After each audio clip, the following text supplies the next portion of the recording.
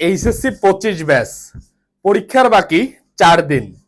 এমন সময়ে লং মার্চের ঘোষণা যখন চলে আসে, তোমরা অনেকেই দ্বিধাদ্বন্দ্বে পড়ে গেছো যে ভাইয়া পড়াশোনা করবা নাকি আন্দোলনে যোগদান করবা।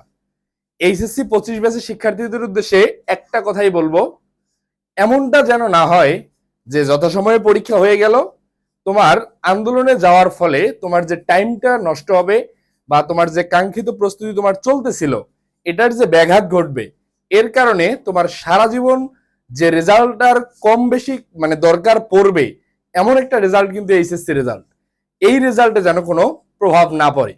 তোমরা যারা এইচএসসি 25 ব্যাচের শিক্ষার্থী আছো, একদম খুব ভেবেচিন্তে সিদ্ধান্ত নিবা।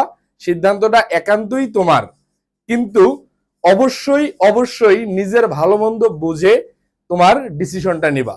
কোনোভাবেই এই রেজাল্টটা একবার খারাপ হয়ে গেলে এর গ্লানি কিন্তু সারা জীবন বয়ে বেড়াতে হবে।